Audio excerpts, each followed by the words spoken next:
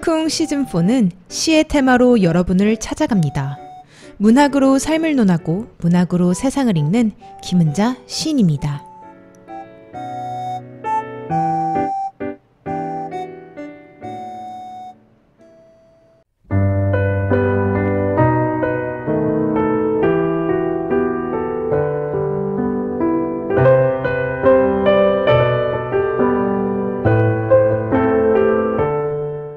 발밑에 개미를 지켜본 적 있으신지요? 집으로 돌아가는 중인지 일을 하는 중인지 뭐를 하는 건지 아무튼 부지런히 기어갑니다. 발을 꿈틀거리기라도 하면요, 잠시 길을 잃은 것 같다가도 이내 다시 자기 갈 길을 부지런히 기어갑니다. 어딘가에는 개미집이 있겠죠?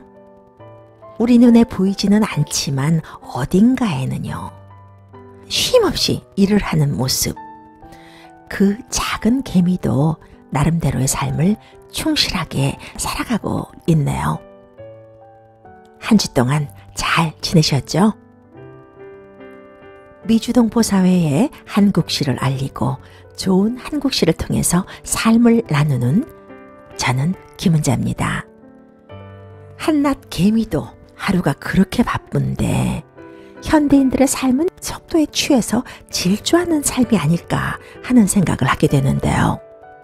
그러나 개미에게도 인간에게도 일이 없다면 살 수 있을까요? 이렇게 말하는 사람들도 봤습니다. 바삐 사는 것이 너무 싫어서 직장도 그만두고 뛰쳐나와 보았더니 밖은 더 지옥이더라고.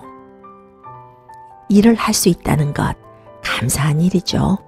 그러나 내가 너무 속도를 내고 과속으로 살고 있는 것은 아닌가 돌아볼 필요는 있는 것 같습니다. 얼마나 정신없이 빠르게 살고 있나를 알고 싶으면요, 이 시간 시쿵으로 들어오시기 바랍니다. 집과 일터 사이를 다람쥐 쳇바퀴 돌듯이 정신없이 사느라 우리 동포사회는 더 그런 것 같아요. 보지 못한 것들이 있습니다. 놓친 부분들이 있어요.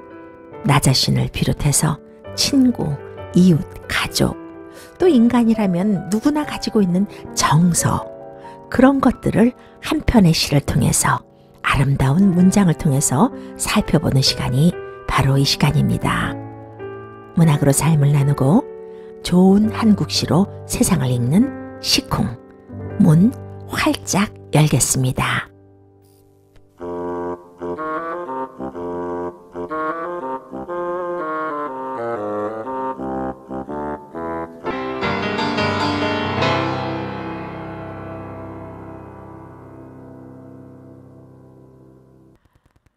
시쿵 시즌4는요, 테마로 여러분들을 찾아갑니다. 지난주부터는 희망에 대한, 꿈에 대한 테마의 시들을 소개해드리고 있는데요. 나뭇잎도 누렇게 변해서 거의 떨어지고 앙상한 일만 남았는데 한 해도 거의 다 가는 이 11월에 희망에 대한 시를 굳이 하는 분들도 있겠지만요, 희망을 다시 배울 필요가 있겠다 싶습니다. 희망이라는 것이 참 관념적인 단어죠. 그 단어는요, 우리에게 핑크빛 내일을 떠올리게 하면서도 자칫 어떻게 보면 허풍이 되기도 쉬운 단어이기도 해요. 긍정적인 변화에 한 줄기의 빛을 내려다 주는 단어가 희망임에는 틀림없습니다. 희망을 꿈꾸고 미래에 대한 희망을 갖지 않는다면 힘든 삶의 현장, 그 옛날 암울한 역사 등을 어떻게 극복할 수 있었겠어요? 그런데 언젠가부터요, 포스트 모더니즘이 왕성하고 물질 만능주의 시대가 되면서 오히려 우리 삶에서는 희망이라는 단어를 찾아보기 힘들어지는 것이 아닌가 싶습니다. 정치, 사회, 경제, 문화 어디를 둘러봐도요, 불신과 염려, 불안만 가득합니다. 그렇다고 희망의 남용과 오용은 당연 금물이죠. 그 희망을 잃어버린 세상, 희망이 사라진 우리들의 삶에서 문학으로 뿌리를 찾아보는 시간을 가져보도록 하겠습니다. 첫 번째 소개해드릴 시는요, 홍수희 시인의 꽃씨를 심으며 라는 시입니다. 낭송 듣고 돌아오겠습니다. 낭송은 제가 하겠습니다.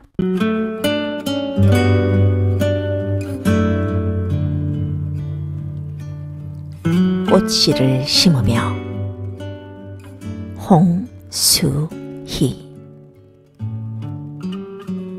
희망은 작은 거다. 처음엔 이렇게 작은 거다.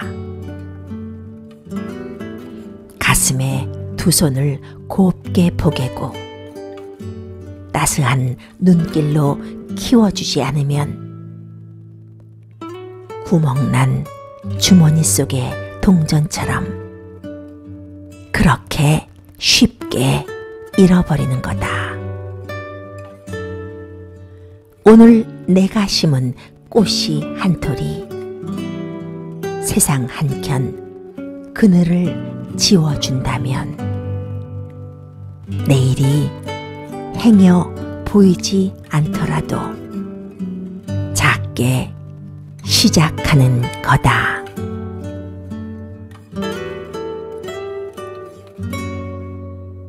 희망의 속성을 따뜻한 언어로 노래해 주십니다. 우리가 희망이라는 단어를 많이 오해하고 살았던 것 같아요. 희망은 처음부터 거창하게 핑크빛 무드가 뚝 떨어지는 그런 단어가 아니었던 거예요. 희망의 기원으로 올라가다 보면요, 고대의 신화까지 거슬러 올라가게 됩니다. 여러분들도 많이 들어보셨죠? 판도라의 상자. 거기까지 연상하게 되는데요.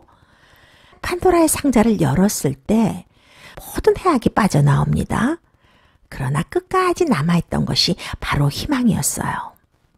상자를 열어보고 휙 없잖아 하고 휙 닫아버리는 사람에게는 마지막 밑바닥에 남은 희망을 볼 수 없는 거죠.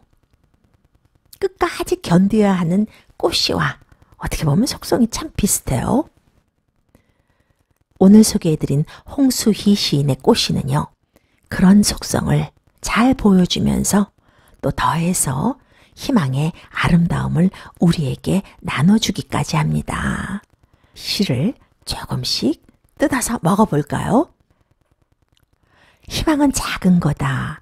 처음엔 이렇게 작은 거다. 가슴에 두 손을 곱게 포개고 따스한 눈길로 키워주지 않으면 구멍난 주머니 속의 동전처럼 그렇게 쉽게 잃어버리는 거다. 시인이라는 것이 발명가이긴 발명가입니다. 꽃씨를 보면서 이렇게 희망을 명명할 수 있다뇨. 읽는 독자로 하여금 희망을 스스로 발견하게 하잖아요. 희망은 큰 게 아니라고, 처음에 꽃이처럼 아주 작은 거라고 말하고 있어요.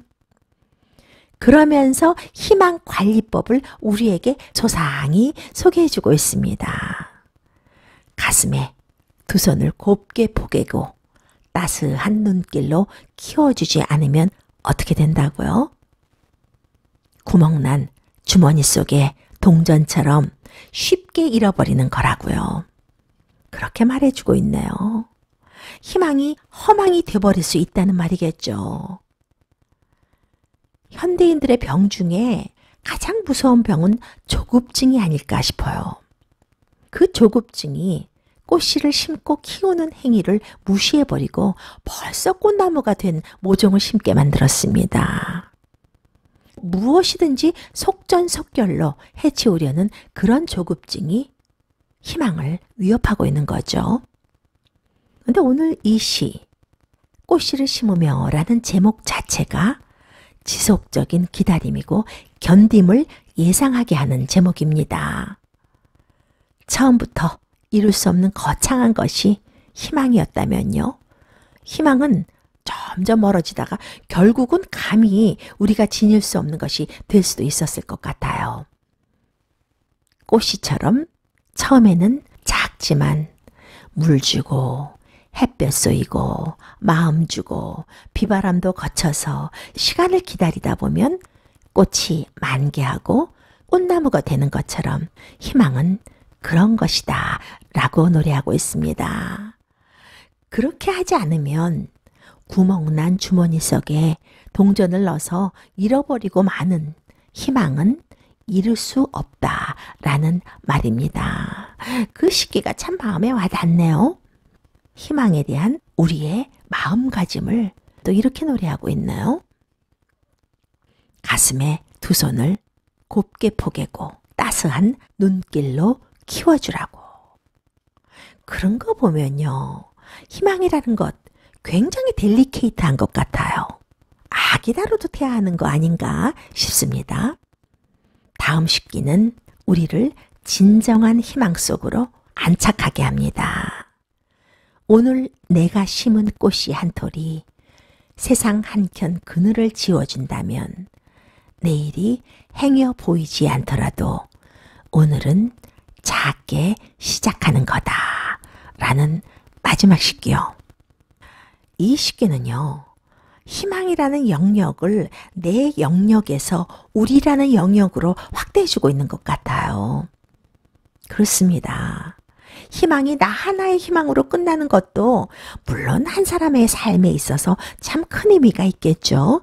그러나 그 희망이 나를 포함해서 사회로 번져서 영향을 주는 선한 희망이라면 얼마나 아름다운 일이겠어요. 정말 나무 한 그루 없는 세상에 쉴 곳, 그늘을 만들어주는 일이겠죠. 그런 큰 의미의 희망이라 할지라도 작게 시작하는 것이 희망이라고 말하고 있습니다.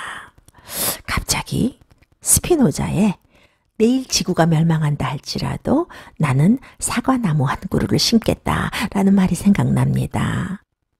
지구의 멸망 속에서도 한 줄기의 희망을 본 거죠. 그런 것이 바로 우리들의 삶의 태도가 되어야 하는 것이 아닌가 싶어요. 네, 희망은 시인의 말처럼 작게 시작하는 겁니다. 콩알보다 작은 씨앗에서 꽃을 보지 못하면 꽃씨를 심지 못하는 거잖아요. 그런 면에서 이 시는 우리에게 삶의 지표를 일러주면서 정말 따뜻한 울림이 있는 시예요. 이 시를 쓴 홍수희 시인은요. 부산문인협회, 부산시인협회, 국제팬클럽 한국본부 회원입니다. 1995년 문예지 한국시에서 신인상을 수상하면서 등단했어요. 시집으로는 달력 속의 노을, 그리움을 그대에게 보낸다, 생일 맞은 그대에게 등이 있고요. 264 문학상 본상을 수상했습니다.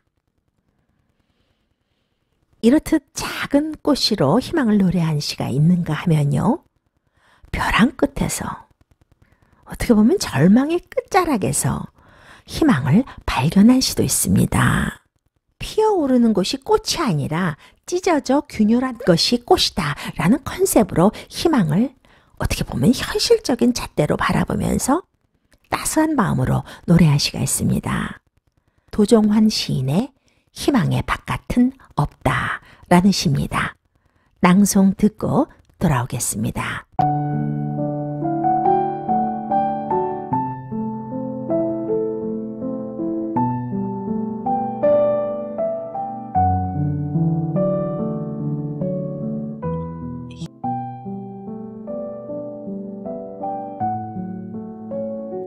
이렇게 아름다운 한국 시들이 있어서 살만한 동포사회입니다. 우리가 이민의 삶을 살면서요. 한국 문학이 있기 때문에 함께 정서를 공감할 수 있고 이민의 삶에서도 위로가 되는 겁니다. 그러니까요. 희망이 어디서 뚝 떨어지는 것이 아니었네요. 하기사 절망 속에서도 견디고 싸워서 희망을 만들어내는 게 삶이고 역사였습니다. 시를 조금씩 뜯어서 맛있게 시식해 보겠습니다. 첫 연입니다. 희망의 바깥은 없다. 새로운 것은 언제나 낡은 것들 속에서 싹튼다. 얼고 시들어서 흙빛이 된 겨울 이파리 속에서 쓴바귀 새 잎이 자란다. 시인은 첫 행부터 단호하기 그지없습니다. 희망의 바깥은 없다고 딱 잘라 말해주고 있어요. 희망에는 유돌이 꼼수가 없다는 말이죠. 그러면서 새로운 것은 언제나 낡은 것들 속에서 싹튼다고 노래하고 있습니다. 얼고 시들어서 흙빛이 된 겨울 이파리 속에서 쓴박이 새잎이 자라는 것으로 증명하고 있습니다. 폐허가 된 것, 절망이 된 것을 버리지 않고 그 폐허를, 그 절망을 파헤쳐서 본 거죠. 복수처가 이 눈 속에서 도무지 믿을 수 없는 현실 속에서 노란 꽃으로 표현하잖아요. 그 믿을 수 없는 현실. 더 이상은 초록을 볼 수 없을 것 같은 검은 땅에서 쓴박이 잎이 돋는 자연의 힘을 빌어서 우리로 하여금 절망 속에서 희망을 그리게 해주고 있어요. 놀랍죠? 희망의 몸을 우리로 하여금 스스로 조금씩 키우게 해주고 있습니다. 희망도 그렇게 쓰디쓴 향으로 제 속에서 자라는 것이다. 지금 인간의 얼굴을 한 희망이 온다. 가장 많이 고뇌하고 가장 많이 쌓은 골문 상처, 그 밑에서 새살이 돋는 것처럼 희망은 스스로 균열하는 절망의 그 안에서 고통스럽게 자라난다. 이 두 번째 연이요. 희망의 속상을 정말 현실적으로 보여주고 있어요. 그리고 희망을 이루어낼 수 있는 그야말로 희망을 끌어안게 해주고 있습니다. 꿈꾸지 마십시오. 희망은 키워내는 겁니다. 쓰디쓴 향 속에서 자라나는 겁니다. 라고 말해주고 있습니다. 그런데 다음 쉽기가 정말 예술이에요. 지금 인간의 얼굴을 한 희망이 온다. 그런데 여러분, 만약 시인이요, 지금 신의 얼굴을 한 희망이 온다 라고 했으면 희망을 우리가 가깝게 느낄 수 있을까요? 감히 가질 수 없는 먼 것이구나 라는 생각을 할지도 모르겠습니다. 시인은 인간의 얼굴을 한 희망이 지금 온다 라고 말하고 있습니다. 그러고 보니까요, 가장 인간스러운 것이 희망일지도 모르겠다라는 생각을 하게 되네요. 가장 많이 고뇌하고 가장 많이 쌓은 골문 상처 그 밑에서 돋는 새살처럼 이 시기는 정말 압권입니다. 맞습니다. 너무 고뇌해서 더 이상 밀려갈 곳이 없는 벼랑에 서 있을 때 한 가닥 희망을 생각하게 되잖아요. 아, 내가 여기서 신발을 다시 신는다면, 아, 내가 여기서 다시 일어날 수 있다면, 가장 많이 자신과 싸우고 부조리와 싸우고 그 이후에 골마 터진 상처의 끝에서 새살이 돋는 겁니다. 그렇듯 희망은 스스로 균열하는 절망 속 그 안에서 고통스럽지만 클리어하게 자라나는 것이라고 말할 수 있는 것 같아요. 그러니까 희망이 쌓은 대가였네요. 고뇌하고 절망한 사람들은 거머쥘 자격이 있는 거예요. 그러면서 시인은 마지막 식기에서 다시 한번 희망을 경쾌하게 명명해주고 있어요. 안에서 절망을 끌어안고 뒹굴어라. 희망의 바깥은 없다. 라고요. 절망을 피하지 말고 감싸 안고 끌어안고 뒹굴라고. 희망의 꼼수는 없다고. 오늘 이 시간을 청취하는 여러분들은 약간의 의문이 들지도 모르겠습니다. 김은자 시인이 왜 오늘은 희망이라는 테마의 시를 소개한다고 하면서 이 절망을 말하고 있지? 할지도 모르겠습니다. 그렇지만 빛을 보여주기 위해서 어둠을 말하지 않을 수 없고요. 기쁨을 말하기 위해서 슬픔을 대비하지 않을 수 없잖아요. 어둠이 있어서 별이 빛나는 거고요. 절망이 있어서 희망이 더 크고 더 절실하게 느껴지는 겁니다. 희망, 잡을 수 없는 무지개가 아닌 거예요. 절망 끌어안고 열병하고 뒹굴고 고뇌하면 절망의 깨진 틈 속에서 흙빛 땅에서 초록의 쓴바귀가 돋는 것처럼 그렇게 한 줄기 빛으로 우리에게 오는 건가 봅니다. 이 시를 쓴 도종환 시인은요, 1954년 충북 청주에서 출생했습니다. 충북대학교 국어교육과를 졸업하고 동대학원을 거쳐서 충남대에서 국어국문학 박사학위를 받았어요. 1984년 동인지 분단시대에 고두미 마을에서 외 5편의 시를 발표하면서 또 1985년 실천문학의 마늘밭에서를 발표하면서 문단 활동을 시작했습니다. 시집으로는 고두미 마을에서 접시꽃 당신, 3시에서 5시까지 등이 있고요.